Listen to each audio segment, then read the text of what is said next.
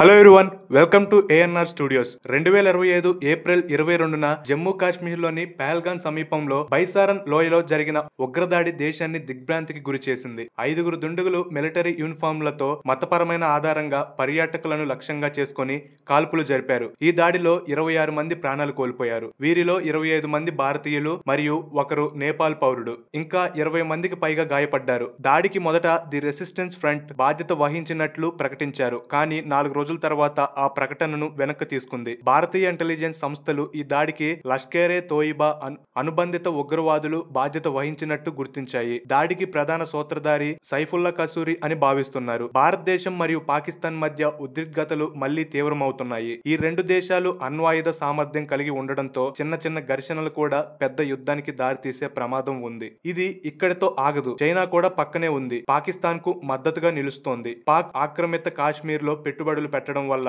తమ ప్రయోజనాలు కాపాడుకోవడానికి చైనా ప్రత్యక్షంగా జోక్యం చేసుకునే అవకాశం ఉంది. అమెరికా భారతదేశంతో వ్యూహాత్మక సంబంధాలు కలిగి ఉంది. కానీ పాకిస్తాన్ తోనూ భద్రతా సంబంధాలు ఉన్నాయి. మొదట్లో మౌనంగా ఉండొచ్చు, కానీ పరిస్థితి ఇంకా దిగజారితే అమెరికా కూడా జోక్యం చేసుకోవచ్చు. రష్యా ఎప్పటి నుంచో కూడా భారతదేశానికి మిత్ర దేశం. అయితే ఇప్పుడు పాకిస్తాన్ తోనూ సంబంధాలను మెరుగుపరుచుకోవాలని చూస్తుంది. అందుకే రష్యా ఎక్కువగా శాంతి చర్చల వైపు మొగ్గు చూపుతుందని ఊహించవచ్చు.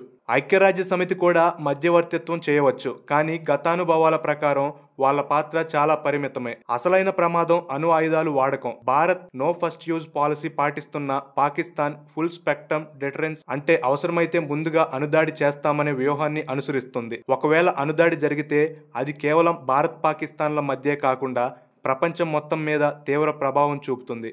ఆర్థిక వ్యవస్థలు కుప్పకూలుతాయి. కోట్లాది మందికి జీవితం దుర్భరమవుతుంది. అందుకే ఇప్పుడు ఏం చేసినా శాంతి చర్చలు జరగాల్సిందే.